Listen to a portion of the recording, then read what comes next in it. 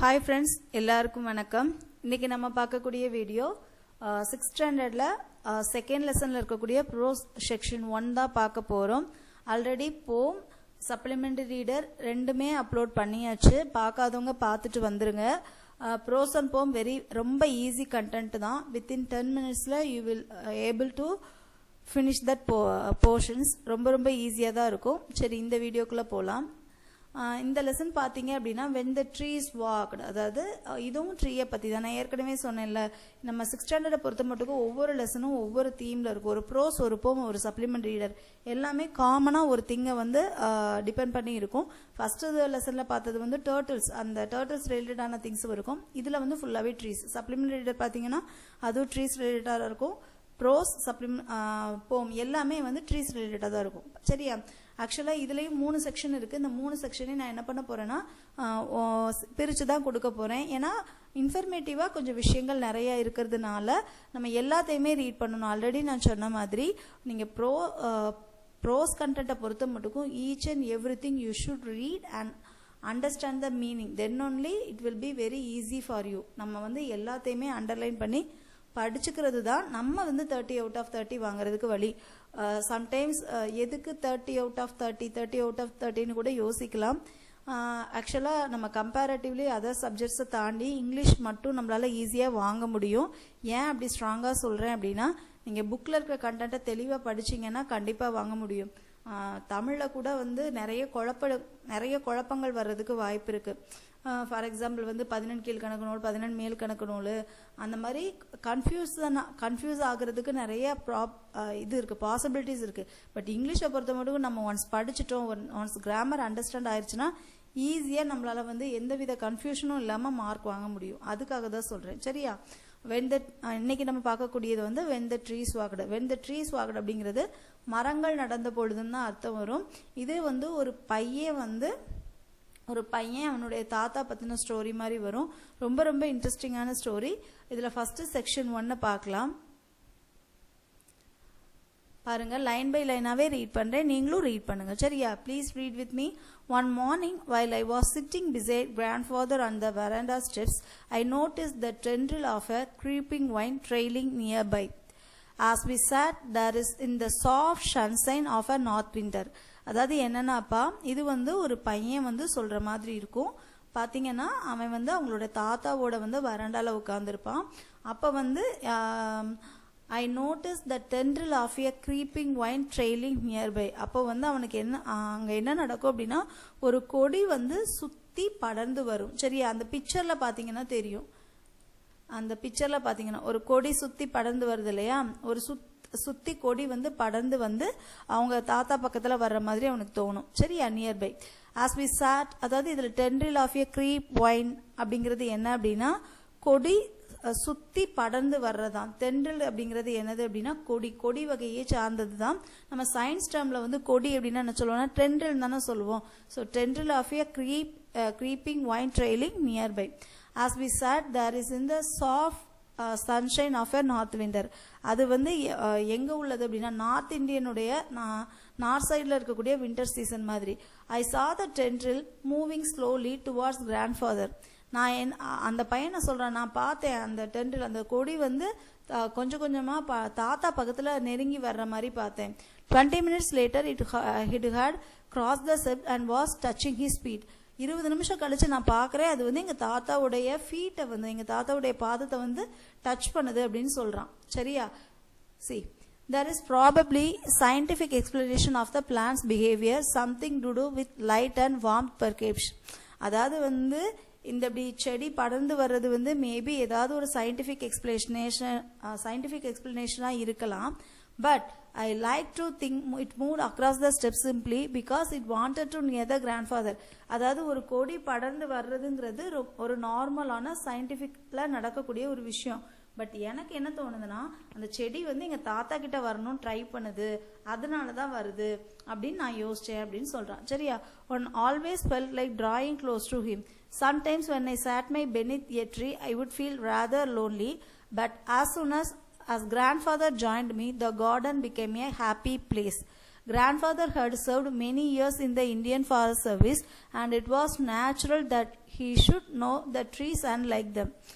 அதாவது அந்த பையன் வந்து அந்த மரத்துக்கடியில் போய் உட்காரும்போது அவன் ரொம்ப லோன்லியாக ஃபீல் பண்ணுவானா. அதே சமயத்தில் அவங்க தாத்தா வந்தா அந்த அந்த கார்டனே வந்து ரொம்ப ஹாப்பி பிளேஸ் ஆயிருமா அவனுக்கு. சரியா? அதுவும் ஒன் மோர் திங், அவங்க ரொம்ப வருஷத்துக்கு முன்னாடி அவங்க தாத்தா எங்கே ஒர்க் பண்ணியிருக்காங்க அப்படின்னா ஐஎஃப்எஸ்ன்னு சொல்லக்கூடிய Indian forest service. Indian forest சர்வீஸில் அவங்க தாத்தா என்ன பண்ணியிருக்காங்களாம், ஒர்க் பண்ணியிருக்காங்க. இது கூட கேட்கலாம், ஐஎஃப்எஸ் அப்படிங்கிறது என்ன அப்படின்னு கேட்கலாம். சரியா? நம்ம கொஸ்டின் பாயிண்ட் ஆஃப் வியூவில் தானே பார்க்குறோம். IFS Indian forest service. He should know, அவர் இந்தியன் ஃபாரஸ்ட் சர்வீஸில் ஒர்க் பண்ணதுனால அவருக்கு எல்லா பிளான்ஸை பற்றியுமே தெரியும் அப்படின்னு அவன் சொல்கிறான். On his retirement he built a bungalow on the outskirts of Dehradun, planting trees all around, lime, mango, orange, guava, also eucalyptus, jacaranda and Persian lilacs. In the fertile Doon Valley, plants and trees grew tall and strong. அதாவது வந்து அவர் வந்து ஒரு ஐஎஃப்எஸ்ல work பண்ணியிருக்காரு, Indian forest சர்வீஸில் work பண்ணியிருக்காரு. So அவருக்கு ட்ரீஸை பற்றிலாம் நல்லா தெரியும்.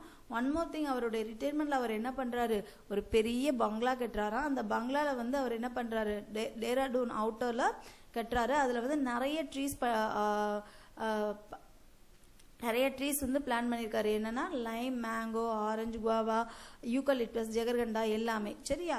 அந்த பிளான்ஸ் எல்லாமே வந்து ரொம்ப உயரமாகவும் ரொம்ப ஸ்ட்ராங்காகவும் வளருதான். இந்த fertile Doon valley plants and trees grew very tall and strong. இங்கே ஃபர்டைல் அப்படிங்கிறது என்ன அப்படின்னாப்பா, வளமான மண், வளமான பகுதின்னு அர்த்தம். Able to produce a lot of plants and கிராப்ஸ்னு அர்த்தம். ஃபர்டைல் லேண்டுன்னு சொல்லுவாங்க. அதாவது செடிகள் வாழ்றதுக்கு உகந்த பகுதி அப்படின்னு சொல்லுவாங்க. சரியா? அடுத்து there were other trees in the compound before the house was built, including an old peepul that had forced its way through the walls and abandoned outhouse. ஏற்கனவே அதாவது அவங்க காம்பவுண்ட இவ்வளோ ட்ரீஸ் இருந்தாலும் அந்த அவங்க காம்பவுண்ட ஒட்டி வெளியே ஒரு பீப்புள் ட்ரீனா என்னது,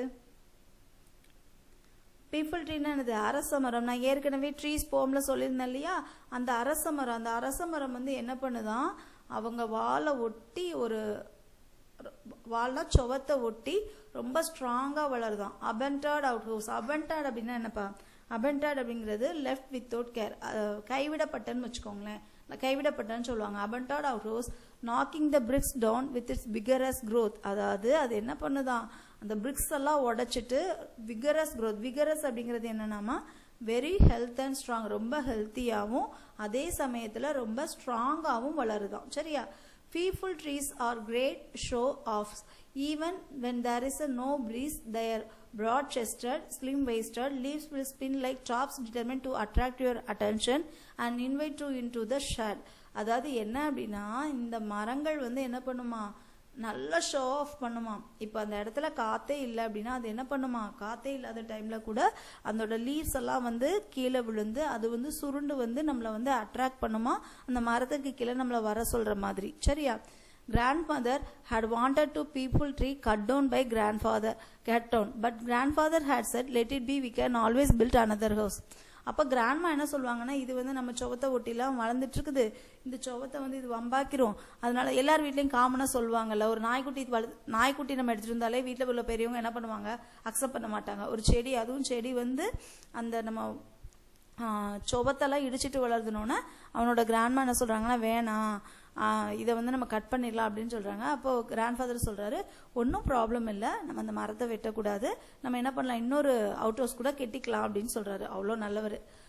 Grandmother didn't mind trees, but she preferred growing flowers and was constantly ordering catalogs and seeds. அதாவது என்ன அப்படின்னா, கிராண்ட்மாக்கு வந்து செடியை வளர்க்கல அந்த ஐடியா இல்லை, பட் அவங்களுக்கு கம்பேரிட்டிவ்லி இந்த மரங்கள் வளர்க்குறத விட அவங்களுக்கு எது ரொம்ப பிடிக்குமா, இந்த மலர்கள் வளர்க்குறது வந்து, அதாவது அந்த ஃப்ளவர்ஸ் வளர்க்குறது வந்து ரொம்ப பிடிக்குமா. அதனால அவங்க அந்த அம்மா என்ன பண்ணுவாங்களாம், அடிக்கடி வந்து ஆர்டர் பண்ணி அந்த சீட்ஸ் எல்லாம் போட்டு விதைக்கிறது, அந்த ஃப்ளவர்ஸை வளர வைக்கிறதுன்னு சொல்லி அவங்க அந்த கிராண்ட்மாக்கு வந்து ரொம்ப பிடிக்குமா. Grandfather helped her out with the gardening, not because of the crazy about flower gardens, but because he liked watching butterflies, and there is only one way to attract butterflies, he said, and that is grow flowers for them. ஆக்சுவலாக அவனுடைய தாத்தாவும் வந்து ரொம்ப support பண்ணுவாங்களாம் grand மதருக்கு. இந்த பூச்செடிகள்லாம் நட்டுறதுக்கு ரொம்ப help பண்ணுவாங்களாம். ஏன்னா ஆக்சுவலாக அவரோட நோக்கம் வந்து அவங்களுக்கு ஹெல்ப் பண்ணணும், அவங்களுடைய அந்த இன்ட்ரெஸ்ட்டை புரிஞ்சுக்கணும் அப்படிங்கிறது கிடையாது. ஆக்சுவலாக ஃப்ரூட்ஸ் எல்லாம் அந்த ஃப்ளவர்ஸ்லாம் வச்சாதான் பட்டர்ஃப்ளைஸ் வந்து அந்த கார்டனுக்குலாம் வரும். சரியா, அந்த கார்டனுக்கு வரணும் அப்படின்னா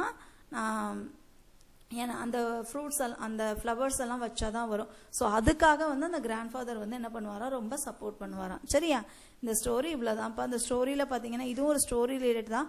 பட் டென்ட்ரில்னா என்ன, க்ரீப்பிங்னா என்ன, அந்த மாதிரி விஷயங்கள் தெரிஞ்சிருக்கணும்.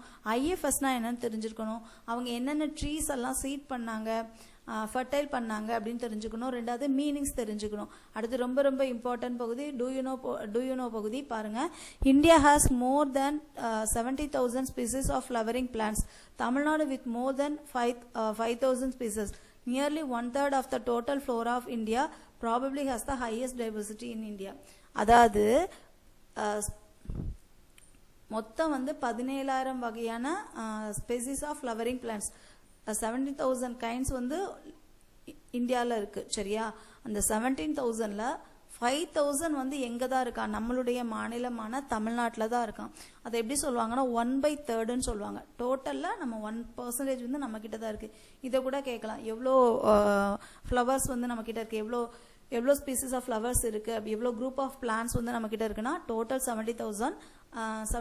அந்த 17,000ல் 5,000 ஸ்பீசிஸ் வந்து நம்மக்கிட்ட தான் இருக்குது. சரியா, அவ்வளோதான்ப்பா இந்த லெசன். இந்த லெசன்லையும் நீங்கள் ஒன்ஸ் நான் சொன்னேன்ல அந்த மாதிரி வேர்ட்ஸை மட்டும் அண்டர்லைன் பண்ணிக்கோங்க, மீனிங்ஸ் எழுதி வச்சுக்கோங்க. எழுதி வச்சுட்டு ஒன்ஸ் ரீட் பண்ணிட்டீங்கன்னா போதும். இது செக்ஷன் 1 தான். செக்ஷன் 1 11 minutes வந்துடுச்சு. ஸோ நம்ம செக்ஷன் 2 வந்து தனியாக இன்னொரு வீடியோவில் பார்க்கலாம். ஒவ்வொரு செக்ஷனாக பார்க்கும்போது உங்களுக்கு first of all you never ever get bored. It will be very easy. Okay, 10 minutes தானே, நம்ம கடை நோட்ஸ் எழுதிடலாம். அந்த மாதிரி தான் இருக்கும். சரியா, உங்களோட ஃப்ரெண்ட்ஸ் அண்ட் ஃபேமிலிஸ் யாராவது இந்த வீடியோ எக்ஸாம்ஸ்க்கு படிக்கிறாங்க, பேப்பர் 1, 2 படிக்கிறாங்க, இல்லை UGTRB படிக்கிறாங்கன்னா இந்த வீடியோ ஷேர் பண்ணுங்கள், அவங்களுக்கும் யூஸ்ஃபுல்லாக இருக்கட்டும். அடுத்து ஒரு நல்ல வீடியோவோட சந்திக்கலாம். Thank you friends.